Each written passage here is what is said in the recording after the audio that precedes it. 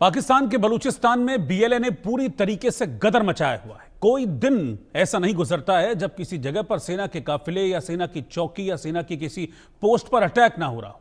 इस साल जनवरी से जून तक के आंकड़ों की बात करें तो बीएलए ने ऐसे 284 हमलों को अंजाम दिया जिसमें उसने पाकिस्तानी फौज को टारगेट किया है। इन हमलों में दावा किया जा रहा है कि 668 पाकिस्तानी सैनिकों की अब तक मौत हो चुकी है, जबकि बीएलए ने बलूचिस्तान में 45 इंपॉर्टेंट जगह पर कब्जा भी कर लिया है। बलूचिस्तान के हर जिले में पाकिस्तान के खिलाफ बलूचों का विद्रोह इस वक्त अपने चरम पर है। दिन रात हर वक्त पाक सेना और सरकार को ये लोग खुली चुनौती दे रहे हैं। सुरक्षा बलों पर छोटे बड़े हमले से लेकर सीपीईसी के प्रोजेक्ट को नुकसान पहुंचा रहे हैं। बलूच विद्रोहियों ने अब बाम नाम से एक नया ऑपरेशन भी लॉन्च किया है, जिसके तहत अब कोऑर्डिनेटेड अटैक को अंजाम दिया जा रहा है। एक साथ पूरे बलूचिस्तान में अलग अलग जगह अटैक्स हो रहे हैं। बलूचिस्तान के सूरब में फ्रंटियर कोर के कैंप पर हमला कर उसे कब्जे में ले लिया गया। इस हमले की जिम्मेदारी बलूच लिबरेशन आर्मी ने ली। साथ ही दावा किया है कि इस हमले में फ्रंटियर कोर के 18 सैनिक मारे गए हैं, 18 पाकिस्तानी फौजी मारे गए हैं। जैसा कि बलूच विद्रोहियों ने ऐलान किया था कि वो अब जमीन पर दिखाई भी उनका जो ऐलान है वो देने लगा है। आपको जानकर हैरानी होगी कि कल 1 घंटे में 8 जगह पर बीएलए ने हमले को अंजाम दिया था और हर जगह जो निशाने पर है वो पाकिस्तानी आर्मी रही या फिर पंजाब प्रांत के लोग रहे। तो breaking news, Pakistani army camp पर बीएलए ने बड़ा अटैक किया है। सुरब मिलिट्री कैंप पर यह अटैक हुआ जिसमें 18 पाकिस्तानी सैनिकों को ढेर करने का दावा बीएलए की तरफ से किया जा रहा है। सुरब में एक बलूच लड़ाका भी पाकिस्तानी फौजियों के साथ इस संघर्ष में मारा गया है। हालांकि खबर यह है कि इस अटैक के बाद पाकिस्तानी फौजी अपना एक कैंप छोड़कर भाग गए और बीएलए ने इस कैंप पर भी कब्जा कर लिया है।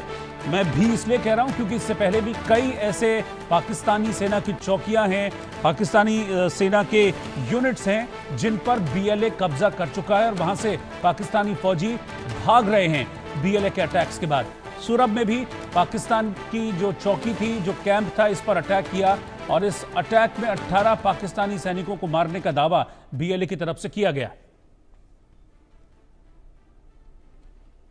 तो बीएलए जिस तरह से हमले कर रहा है उसने मुनीर सेना की टेंशन को बढ़ा दिया है। बलूचिस्तान में पाक आर्मी पर एक बार फिर से बीएलए कहर बनकर टूटा है और इस बार 18 पाकिस्तानी सैनिक मारे गए हैं। इस एक अटैक में 18 पाकिस्तानी सैनिकों को मौत के घाट उतारा है। बीएलए ने सुरब का मिलिट्री कैंप है, इस पर अटैक किया। इस अटैक करने के बाद इस हमले की जिम्मेदारी भी ली है। बलूचिस्तान में हर जिले में बलूचों का विद्रोह इस वक्त चरम पर है। कई जिलों में पाक आर्मी पर लगातार अटैक्स हो रहे हैं, कोऑर्डिनेटेड अटैक्स, प्लान्ड अटैक्स किए जा रहे हैं।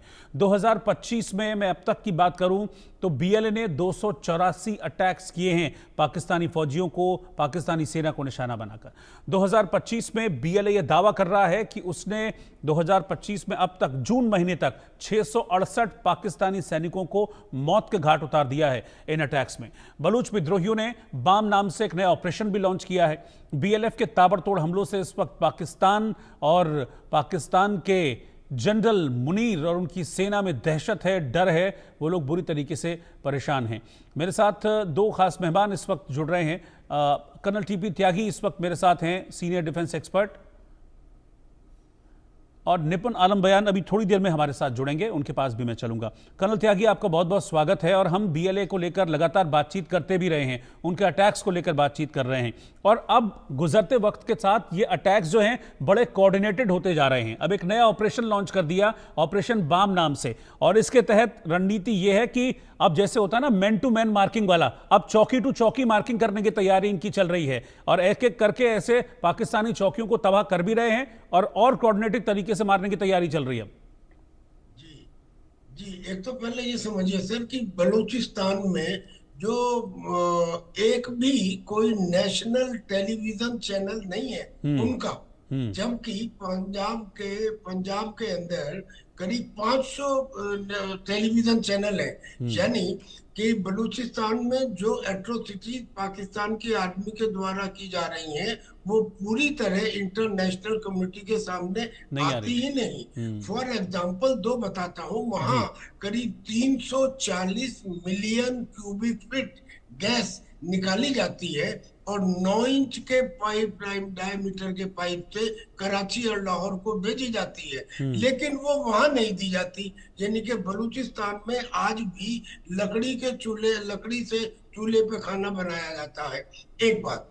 दूसरी बात ये है कि बलूचिस्तान के लोगों में जितने लोगों को अब तक अगवा किया गया है और जिनके बारे में नहीं बताया, वहां की औरतें तो ये नहीं जानती कि हम विधवा हैं या सुहागन है। खैर, ये तो जुल्म की बात हुई। अब बलूचिस्तान लिबरेशन आर्मी और बलूचिस्तान लिबरेशन फ्रंट, इन ये दोनों तरह के बलूची विद्रोहियों ने जो पिछले समय में कुछ काम किए हैं, उसकी वजह से एक महीने में 300 अटैक, मतलब आप समझिए कि प्रतिदिन 10 अटैक उन्होंने इनके एरिया में किए हैं। करीब 700 पाकिस्तानी सोल्जर्स को एक महीने में मार चुके हैं। करीब 50 चौकियों के ऊपर पहले ही कब्जा किया जा चुका है।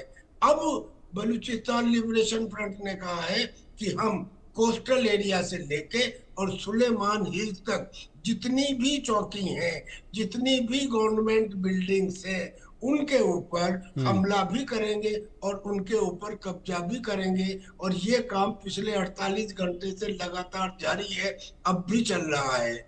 और पाकिस्तान के आर्मी इसका ठीक से जवाब देने में असक्षम है। वो वहां से चौकियों को छोड़ के या तो भाग रही है या मारी जा रही है। लेकिन सर, इतना कुछ होने के बाद भी एक सिचुएशन ऐसी है कि मुनीर को इससे ज्यादा फर्क नहीं पड़ेगा। जनरल मुनीर के पास करीब 6 से 7 लाख की फौज है। उसमें से अगर 100, 200, 500, 1000 मर भी जाते हैं तो उसको कोई फर्क नहीं पड़ता, क्योंकि उसके तीनों सुपर पावर, अमेरिका जो उसे बुला के अपने यहाँ खाना खिलाता है, चाइना जो उसको अभी JF-10 और JF-20 और JF-35 तक देने के लिए तैयार है, और रशिया जो अब उनके यहाँ एक स्टील मिल लगा रहा है, रेलवे लाइन बना दी गई है, एक कार्गो मालगाड़ी का उद्घाटन भी अगले महीने करने वाले हैं। और तो और ये भी वकालत करने वाले हैं कि पाकिस्तान को अगले महीने होने वाली चीन में जो बैठक है उसमें पाकिस्तान को भी ब्रिक्स में शामिल कर लिया जाए। इससे क्या निष्कर्ष निकलता है कि जब तीन super power, Russia, America, China, इसका हाथ पकड़े हुए है पाकिस्तान का, तो पाकिस्तान के अंदर इन घटनाओं से क्या बोलते हैं उसे, टेम्परेरी रिलीफ तो मिल सकता है। BLA कह सकते हैं हमने इतने मार दिए, बलूचिस्तान लिबरेशन फ्रंट कह सकती है हमने इतनी चौकियों पे कब्जा कर लिया, पर एंड रिजल्ट क्या होगा? क्या एंड रिजल्ट ये होगा कि बलूचिस्तान को इंडिपेंडेंस दे दी जाए? क्योंकि अमेरिका जिन मिलिट्री बेसिस का इस्तेमाल करता है, अब अफगानिस्तान या ईरान में कोई कार्रवाई करने के लिए, जैसे उसने अल जवाहिरी के साथ की थी, तो उसको मिलिट्री बेसिस चाहिए, और वो मिलिट्री बेसिस ज्यादातर उसको बलूचिस्तान एरिया में ही लेने होती हैं। अच्छा, बलूचिस्तान के साथ एक और बात है, ये बताया जाता रहा अब तक कि भाई बलूचिस्तान पाकिस्तान के एरिया का 44% है। ये गलत है सर। दरअसल में बलूचिस्तान का जो एरिया है असलियत में वो पाकिस्तान का 64% है, यानी कि उसे करीब करीब 2/3 कह सकते हैं। देखिए, मैं आपको बताता हूँ, लोघारी बलोच, खोसा बलोच, सहकारी बलोच, द्रेशोक बलोच, गबोल बलोच, हॉट बलोच, ये वो बलोचों की जातियां हैं जो पंजाब प्रोविंस में है या आसपास एरिया में है। और इनके और बलूचिस्तान के लोगों के आपस में आज भी शादी ब्याह होते हैं, उनके आपस में एक दूसरे के साथ में कल्चरल रिएक्शन है। ये मैं इसलिए बताया कि जब बलोच का एरिया पाकिस्तान के 2/3 के बराबर है, और जब हमने ऑपरेशन सिंदूर में एक को नहीं 5 देशों को एक साथ हराया है, यानी कि अजरबैजान, टर्की, चाइना, पाकिस्तान और अमेरिका, जितने F-16 दिए हुए थे पाकिस्तान को, तो अब हमें इंटरनेशनल कम्युनिटी की परवाह किए बगैर हिंदुस्तान को बलूचिस्तान की मदद इसलिए करनी चाहिए, या कम से कम मॉरल सपोर्ट तो तुरंत एक्सटेंड करनी चाहिए कि हमें एयर स्पेस के लिए पाकिस्तान के पास जाने की जरूरत नहीं है, because Balochistan will have 2/3 area of Pakistan after getting independence.